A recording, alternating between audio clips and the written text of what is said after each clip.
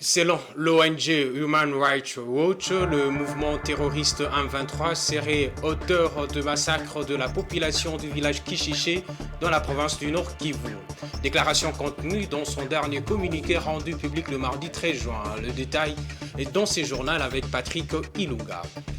Et puis, renforcement de la coopération entre la Côte d'Ivoire et la République du Congo. 13 accords bilatéraux ont été signés entre les deux pays. Vous suivrez aussi les détails dans ces journaux. Mesdames et messieurs, voilà le principal titre de cette grande édition d'information. Bonsoir et bienvenue à ces journaux. C'est un joli coup de filet de la police de la ville de Kinshasa. Le commissariat provincial a arrêté plus de 1200 bandits appelés Kuluna dans la ville de Kinshasa. Ces malfaiteurs ont été présentés au vice-premier ministre en charge de l'intérieur et sécurité. Ces bandits vont être déférés devant la justice pour répondre à leurs actes. Ils sont accusés de meurtre, viol et vol. Patrick Ilunga.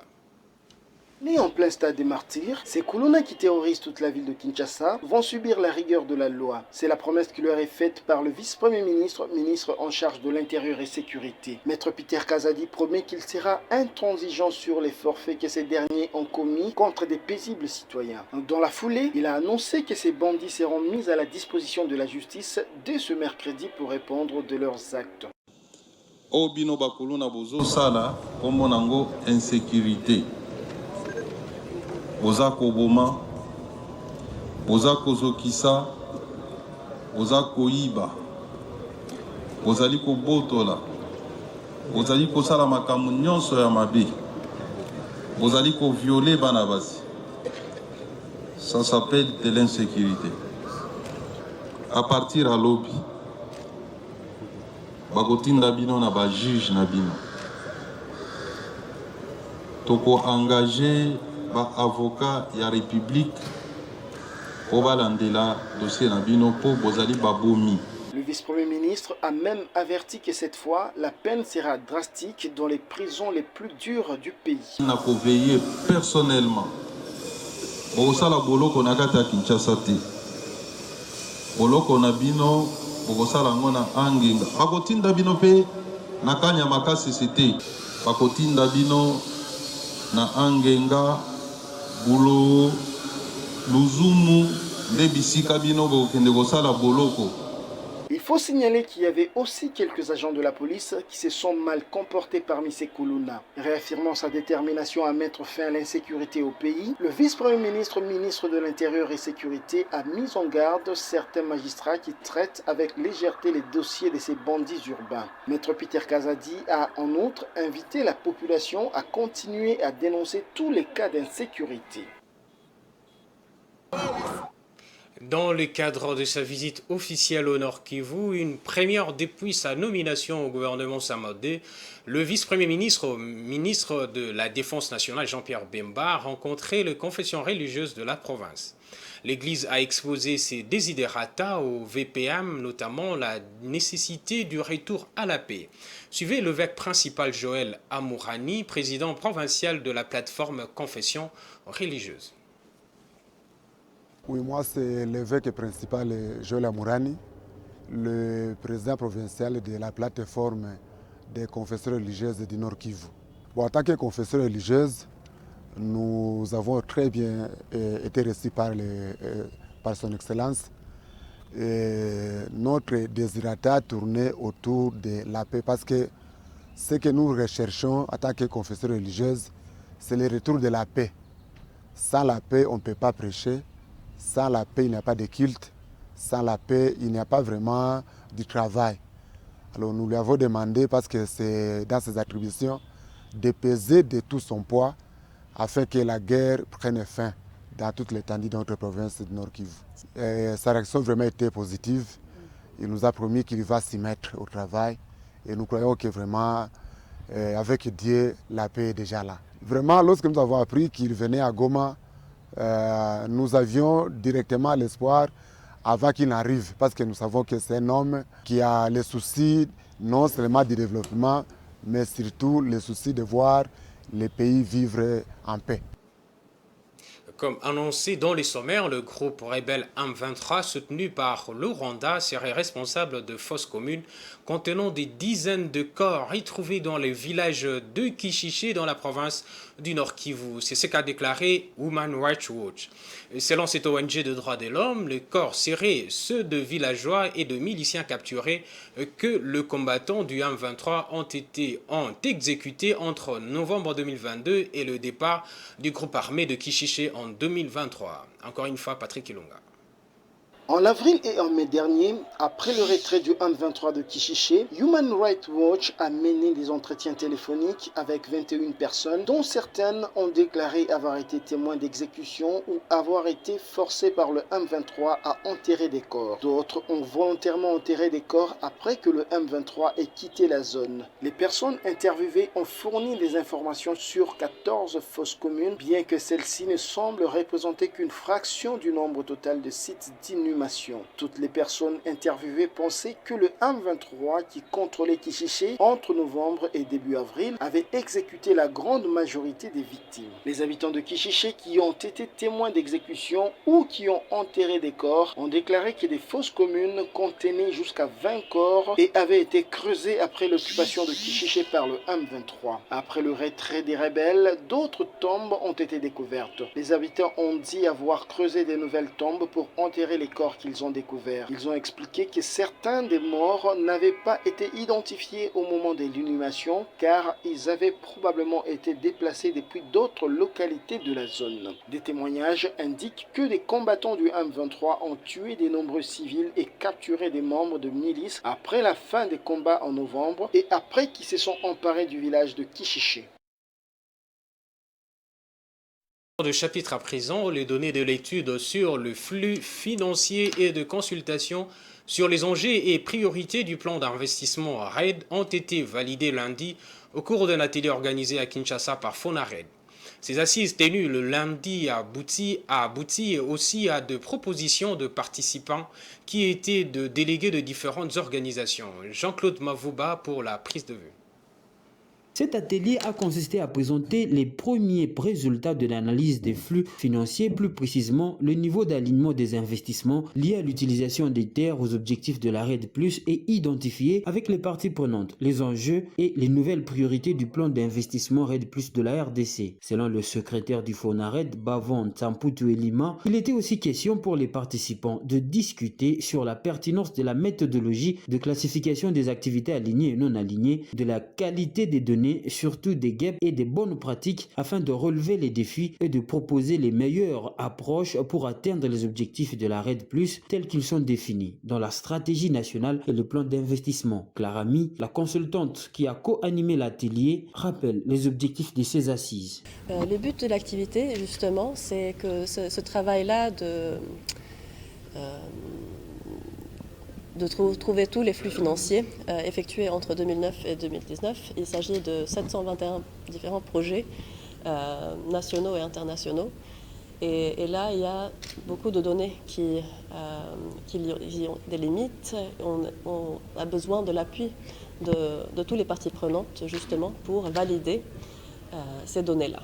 Mais en même temps aussi, il y a un grand projet et un intérêt pour la RDC d'avoir une politique d'alignement pour s'assurer que tous les programmes et projets qui interviennent dans le secteur de l'utilisation des terres et à la RED s'assurent que leurs impacts sont positifs pour la déforestation. L'étude sur les flux financiers et de consultation sur les enjeux et priorités du plan d'investissement RED+, a été lancée dans le cadre de la mise en œuvre de la lettre d'intention entre la RDC et l'Initiative pour la forêt de l'Afrique centrale CAFI en sigle, dans le but d'analyser les flux financiers dans les secteurs concernés et de diriger les investissements non alignés vers les objectifs durables. Les participants à cet atelier ont eu droit à formuler quelques propositions pour améliorer les données de cette étude. Vous avez reconnu la voix de Fiston Oleko. Il s'est tenu hier, mardi 13 juin, la 9e conférence mondiale de l'initiative pour la transparence de l'industrie extractive au Sénégal. La République démocratique du Congo a été élue membre du conseil d'administration de l'ITIE International. Une élection pour un mandat de 3 ans afin de représenter 8 autres pays africains au sein de cette organisation. Et c'est à la satisfaction de la ministre d'État en charge du plan, Judith Suminwa Tuluka, qui a représenté le chef de l'État à ses assises. Elle est à la tête d'une délégation composée des entreprises, de la société civile, de la présidence et de la primature. Suivez cet élément. Diamnadio, nouvelle ville sénégalaise, Centre international de conférences Abdou Diouf, CICAD.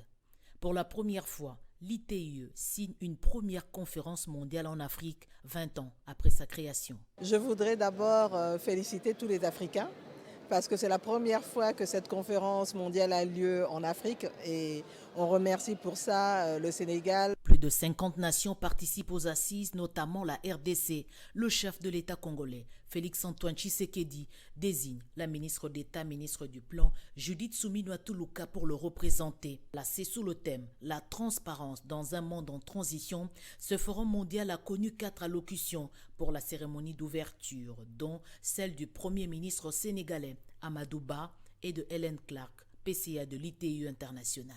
L'organisation de cette conférence coïncide avec l'élection de la RDC pour le mandat de l'actuel coordonnateur Jean-Jacques Kayembe comme membre du conseil d'administration de l'ITIE International. Aujourd'hui, la RDC est inclus au niveau du conseil d'administration de l'ITIE et nous allons représenter la région Afrique avec 8 pays francophones et donc pour nous c'est un cadeau que nous pouvons offrir au chef de l'État puisqu'aujourd'hui c'est son 60e anniversaire et nous sommes fiers de lui offrir cela. Longtemps mal cotés, les efforts fournis par la RDC dans la gestion transparente du secteur extractif ont payé. Une victoire diplomatique. Ils ont estimé que nous avons une expérience à partager dans toute la sous-région. C'est pour ça qu'ils ont estimé qu'il était bon que nous puissions porter le flambeau de la sous-région pour essayer de diffuser dans toute la sous-région la marche que nous avons imprimée au sein de notre pays. La délégation de la RDC, on compte la présidence de la République, la primature, la société civile, la CTC-PEM, la Cour des comptes et les régies financières. Retournons à Kinshasa pour parler de la saison sèche. La saison sèche favorise l'apparition de certaines maladies respiratoires chez les adultes, mais aussi surtout chez les enfants. L'exposition aux coups de froid et la poussière pendant cette saison occasionne notamment la bronchite, la grippe et la pneumonie. D'où la nécessité de se procurer de vêtements adaptés au froid pour bien se protéger. La rédaction de Géopolis a effectué une descente au marché central, question de tâter la vente de ces articles de protection contre le froid. Patience Lokeke, Rachel Misenga, jusqu'à Ntamba. Caractérisée par le froid et la poussière, vecteur de plusieurs maladies, la saison sèche exige un changement du régime vestimentaire pour se protéger contre le climat qu'elle impose. Ce qui influence même le vendeur des habits qui préfère n'avoir des stocks que de vêtements adaptés. Un constat fait par la rédaction de Géopolis au marché central de Kinshasa. Ici, bien que les étalages sont remplis de vêtements qui protègent, mais les vendeurs se plaignent de ne pas écouler vite leurs articles. Vente eza te bakilia bazokoka kosomba biloko te ukwako mbongo eza ya komata biso mpe tozokoka tobanisa mwa biloko moke moye bango basomba eza te moye mpe toteka bien eza te tokoti na nyama toteka te toteka baokota te mpe baza kosepene makasi biloko emati toya dolaka eza komata makasi toso toteki motu topesi motu ya mbata na 1500 tosi motu 3000 baolinga te.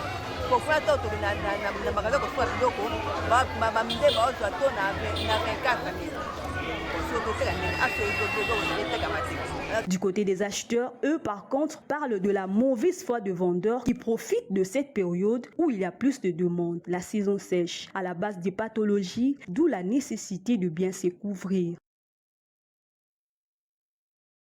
Une brève dans ces journaux. 14 juin 1989, 14 juin 2023, cela fait déjà 34 ans depuis que le cardinal Malula a quitté la terre des hommes. Ces jours, c'est la vie de cette personnalité puissante et d'esprit supérieur qui est commémorée. Ces idées sont vécues, le rite zaïrois qu'il a institué au pays, en Afrique et dans le monde, mais aussi son engagement pour la conscience africaine les font vivre à jamais dans la mémoire collective au-delà de frontières nationales. Dans ce journal, nous recevons un invité avec qui nous allons parler du cardinal Malola. Il s'agit bien de M. Justin Mutombo. Il est fidèle de l'Église catholique de la paroisse Saint-François de Sales de Kitambo. Au-delà de cette casquette, il est aussi environnementaliste. Bonsoir, M. Justin Mutombo. Bonsoir, monsieur le journaliste. Ça fait déjà 34 ans depuis que le cardinal Malola a quitté la terre des hommes. Il a beaucoup fait pour l'Église catholique, mais que peut-on retenir en substance de cette personnalité puissante? Le cardinal Joseph Albert Malola, ça a été un grand homme, un grand esprit, un homme décomplexé vis-à-vis de la culture occidentale. C'est un homme qui s'est battu pour que nous puissions louer et adorer notre Dieu au sein de l'Église catholique romaine en usant de nos us et cultures. Et voilà pourquoi il a usé de son intelligence et de sa sagesse pour faire accepter au niveau du Vatican le rite appelé le rite zaïrois. Aujourd'hui on peut dire le rite congolais, mais un rite qui est devenu pratiquement le rite africain et aussi le rite mondial, parce que presque chaque peuple loue Dieu dans sa langue, en respectant ses cultures, mais tout en respectant le caractère liturgique de la messe. Est-ce qu'on peut considérer aujourd'hui que son œuvre est perpétuée par ses successeurs et partout dans le monde? Bon, en ce qui concerne le rite, cela s'est fait respecter. Il y a un élément que j'ai oublié de signaler, c'est que c'était un pasteur humain qui connaissait ses fils, comme il aimait les appeler, ses enfants, Banananga à Kinshasa, Basango à Kinshasa, il les connaissait presque tous par leur nom et par leur prénom. Et c'est quelqu'un qui connaissait aussi ses voisins dans les milieux où il vivait, connaissait ses voisins par leur nom et par leur prénom. C'est son côté fort. C'est son côté fort. Et c'est un type qui était exceptionnel. Il n'a pas fait de grandes études, en dehors de ses études faites au grand séminaire. Il n'a pas fait des études universitaires ou post-universitaires, mais il était un esprit supérieur avec un sens, une intelligence aiguisée. Voilà qu'il est reçu par le maréchal Mobutu Sese Seko au Mongaliema à l'occasion de ses 25 ans d'épiscopat. Et le maréchal lui remet comme cadeau une voiture Mercedes, pas neuve. Le cardinal s'en va. Et quelques mois après, il est invité encore une fois par le maréchal Mobutu. Et il revient au Mont Ngaliema avec sa coccinelle habituelle. Et le maréchal me dit, cardinal, qu'est-ce qui ne va pas? Tinatali nzinga nzinga nanga bato bako bela bela. Nateki mutuka ngo pona tonga hôpital. Ah, mais si tu avais besoin d'argent, tu demandes l'argent. Et on allait te donner l'argent pour que tu construises l'hôpital. Ah, lokola yo moko lobi mbongo ngo natekaki mutuka ekokite ezangi boni ezangi, il a donné le montant qui manquait et le maréchal lui a donné cet argent. C'est ça l'origine de l'hôpital Saint-Joseph. L'origine de l'hôpital Saint-Joseph. Mais monsieur Justin Mutombo, est-ce qu'il y a des actions que le cardinal Malola a posées et qui aujourd'hui sont jetées dans les oubliettes? Bon, il a créé beaucoup de mouvements et sa devise pastorale ou épiscopale, c'était in caritas, donc la charité entre les enfants d'un même père que nous sommes, parce que nous sommes tous enfants d'un même père, sans catégorisation de personnes. Mais aujourd'hui, dans l'archidiocèse de Kinshasa, la caritas est un peu combattue et elle est remplacée par ce qu'on appelle diaconie, qui est une conception, une appellation qu'on trouvait plus chez les protestants que chez nous les catholiques. Bon, c'est à Kinshasa on parle de diaconie, mais dans d'autres provinces ecclésiastiques, la Caritas continue à être Caritas.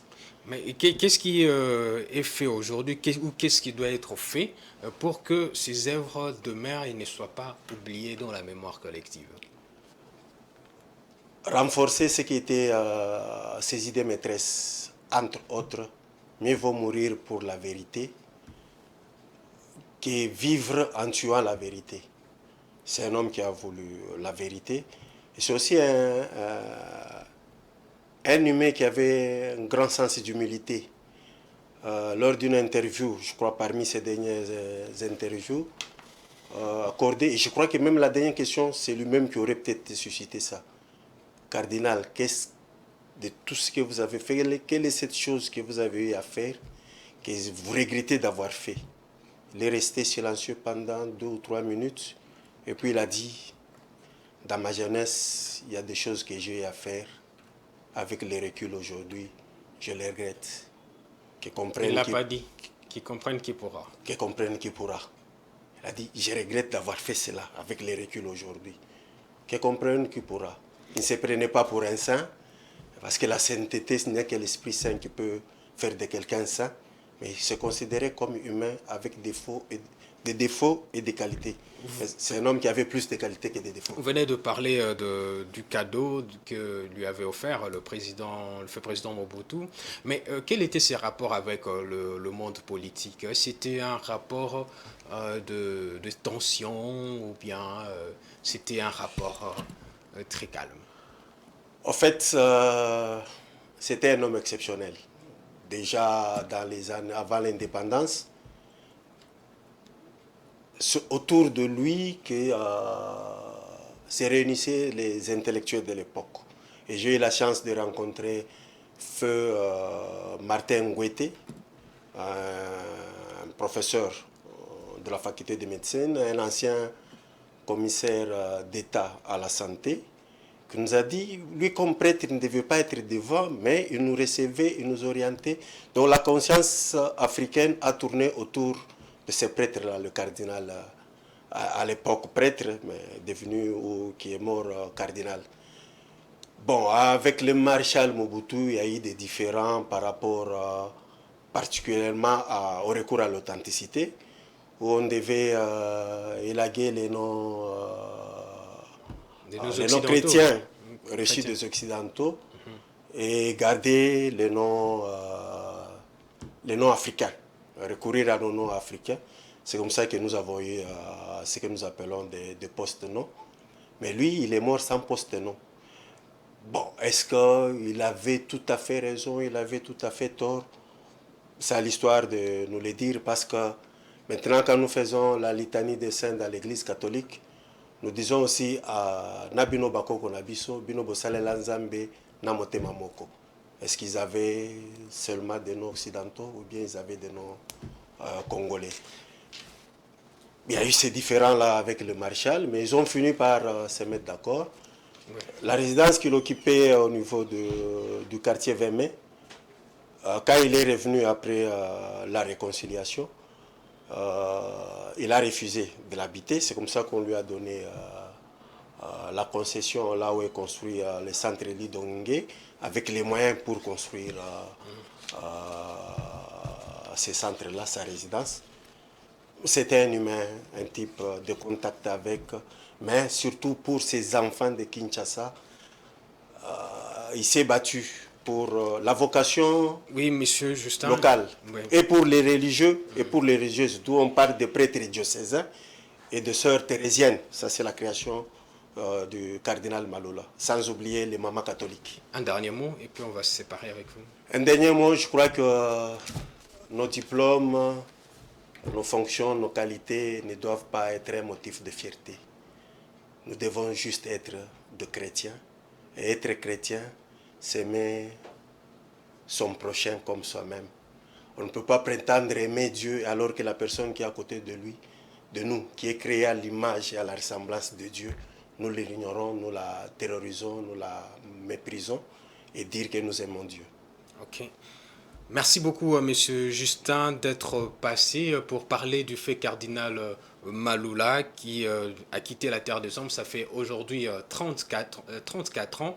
Et je rappelle que vous êtes fidèle de l'Église catholique, de la paroisse Saint-François de Sales de Kitambo, environnementaliste aussi de son état. Merci d'être passé. Merci beaucoup.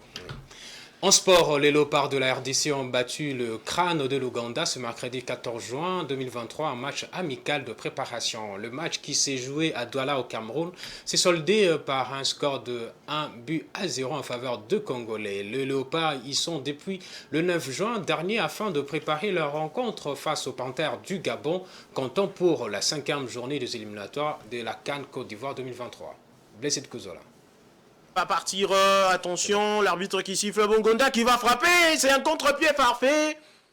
1-0 pour la République démocratique du Congo grâce donc à ces pénaltys très bien. Grâce à un but de Théo Bongonda, les Léopards se sont imposés 1-0 face au Crâne de l'Ouganda en match amical au stade Japoma de Douala au Cameroun. Une victoire qui permet aux Congolais d'être prêts pour le déplacement au Gabon dimanche. Pour ces tests avant Franceville, Sébastien Desabre a fait tourner. Les techniciens français s'est appuyé sur un 4-3-3 classique avec la première titularisation de Batou Binsika et Mayele alors que le brassard du capitaine est porté pour la première fois par Akolo. Akolo, c'est lui qui allume la première mèche dans ces matchs après plus d'un quart d'heure d'observation. Alors que Bongonda est le joueur le plus en vue, jusque-là, sur son côté droit, le numéro 7 de la RDC fixe la défense ougandaise et frappe à 25 mètres du but, mais son ballon s'écrase sur le poteau. Cette première occasion franche confirme le bon début de match de Léopard qui seront récompensés de leurs efforts dans la foulée.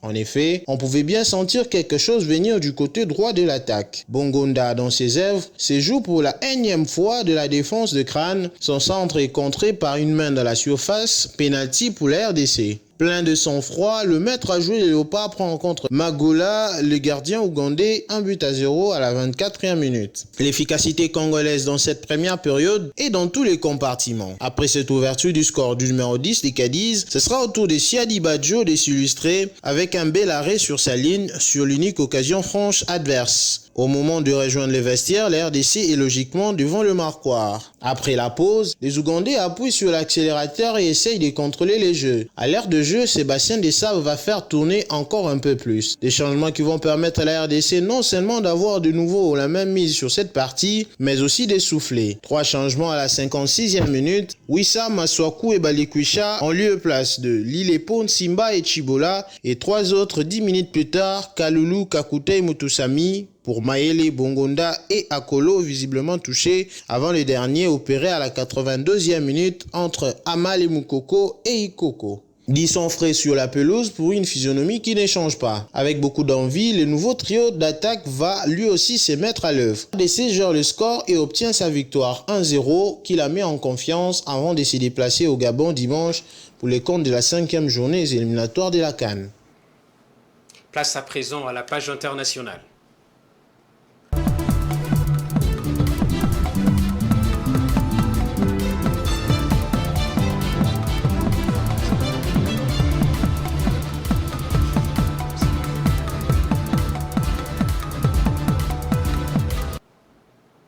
La Côte d'Ivoire et la République du Congo renforcent leur coopération avec la signature de 13 accords bilatéraux. La signature de ces accords intervient dans le cadre de la visite d'État du président congolais Denis Sassou Nguesso en Côte d'Ivoire du 12 au 15 juin 2023. Suivez cet élément d'Africa 24.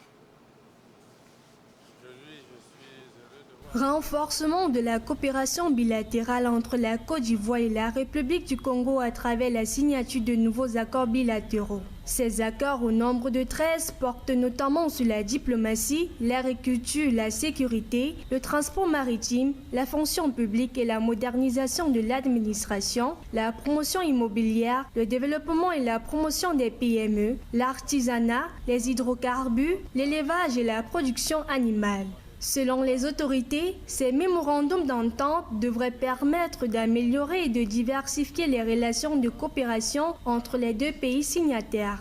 En matière de relations et de coopération bilatérale, les relations entre nos deux États sont excellentes. Je voudrais réaffirmer notre volonté commune de consolider davantage ces relations exceptionnelles d'amitié, de fraternité et de coopération. Je me réjouis donc de la signature tout à l'heure de 13 nouveaux accords de coopération à l'occasion de cette visite d'État.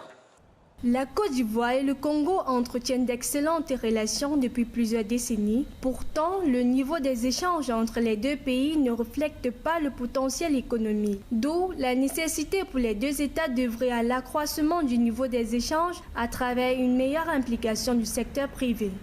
Je m'associe donc totalement à tout ce que vous venez de dire.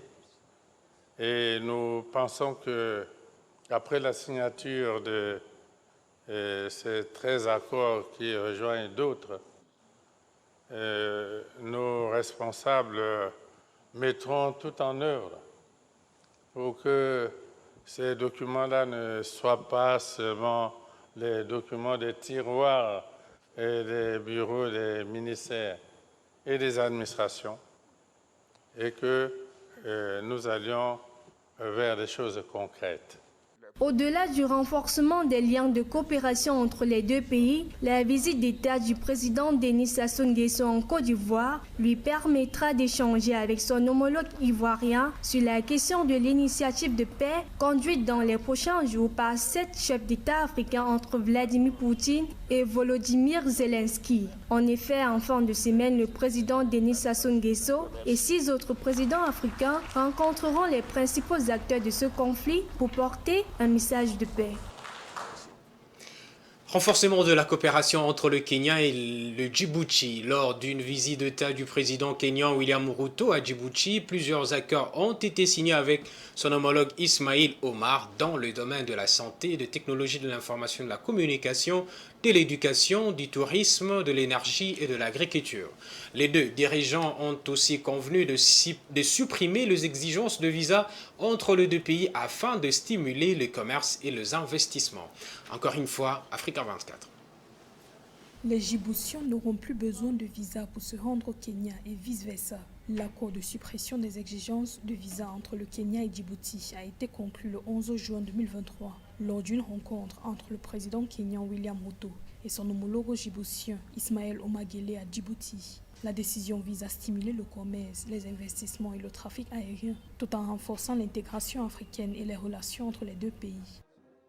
C'est une décision à apprécier parce que ça fait partie des exigences que le peuple africain demande à ses dirigeants, d'ouvrir l'espace africain à la libre circulation. Sans cette libre circulation, on ne peut pas construire ce qu'on appelle la citoyenneté communautaire en Afrique. Et il est important que ce type de signature se multiplie entre les différents pays du continent. Dans le cadre de cette mesure, le Kenya et Djibouti ont convenu de la reprise des vols directs entre les deux pays. Les deux dirigeants ont également convenu d'améliorer la coordination sur la migration de la main-d'œuvre et de créer le Conseil d'affaires Kenya-Djibouti en vue de stimuler les échanges entre leurs pays. En outre, le Kenya offrira 300 postes dans des établissements d'enseignement supérieur aux étudiants djiboutiens, aux mêmes frais que les étudiants kenyans, tandis que Djibouti fournira du personnel aux institutions de formation kenyanes pour former les étudiants à l'apprentissage de la langue française. Les deux pays sont séparés juste par l'Éthiopie et il serait important qu'on annule ces visas-là pour qu'il y ait une facilité de mouvement entre Djibouti et le Kenya. Et cela entre en droite ligne avec la zone de libre-échange continentale. Il ne faudrait pas que ça se limite seulement au niveau de la libre circulation des personnes, que ça soit aussi au niveau de la facilitation du commerce intra-africain entre les deux pays. Plusieurs accords ont été conclus entre le président kenyan et son homologue djiboutien sur une synergie d'action dans les domaines de la santé, de la culture, des infrastructures, des technologies de l'information et de la communication, de l'éducation, du tourisme, des sports et des arts, de l'énergie et de l'agriculture.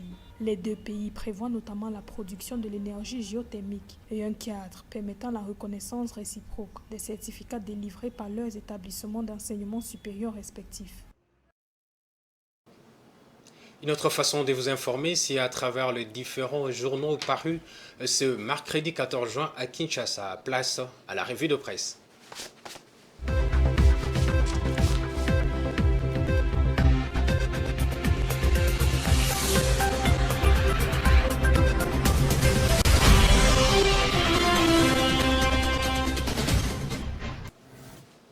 Dans cette rubrique de la revue de presse, nous recevons Fiston Oleko, journaliste à Géopolis. Fiston Oleko, vous avez lu... Bonsoir.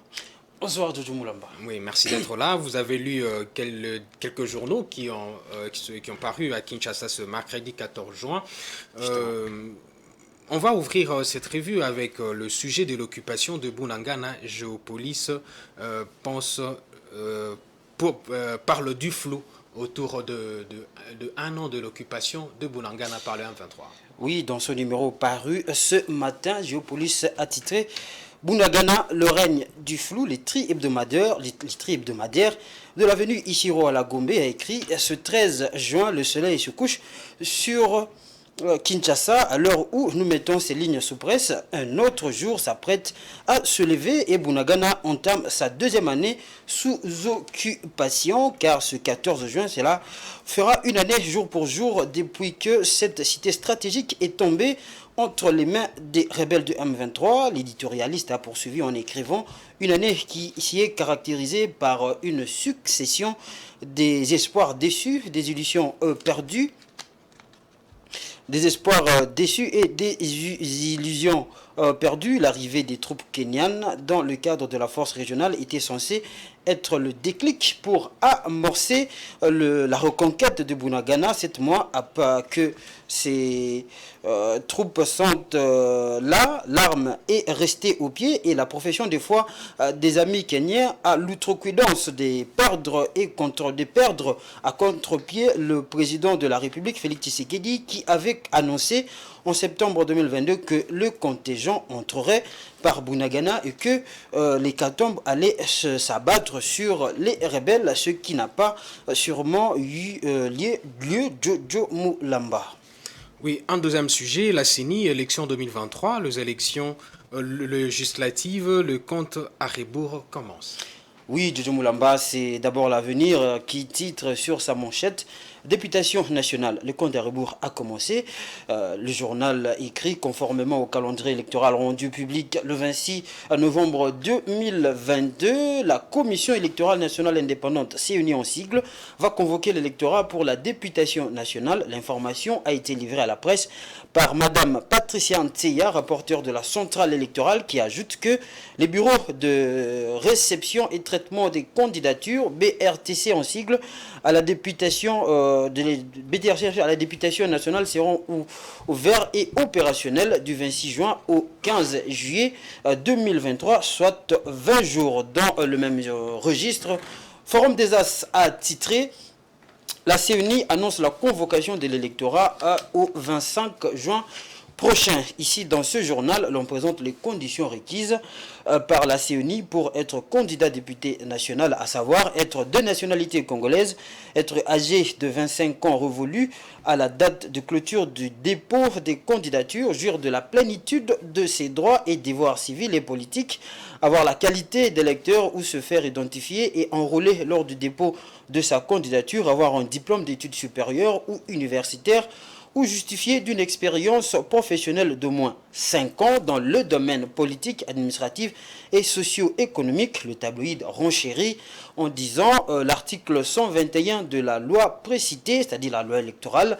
précise que les candidats aux élections des députés nationaux font acte de candidature auprès de l'antenne de la Commission électorale nationale indépendante. Cette déclaration comprend l'original de la lettre de consentement conforme au modèle fixé par la CENI et signée par le candidat, une fiche d'identification suivie d'un curriculum vitae détaillé, 4 photos passeport, un symbole ou un logo par parti ou regroupement politique, ainsi que de suppléants. À cette déclaration, poursuit le journal de la 11e rue, sont jointes les pièces ci-après, photocopie de la carte d'électeur, de l'acte ou attestation de naissance, une preuve de paiement dans le compte du Trésor public des frais de dépôt de candidature non remboursables de 1 600 000 francs congolais par siège, ainsi que l'original de la lettre d'investiture du candidat par son parti politique ou regroupement politique.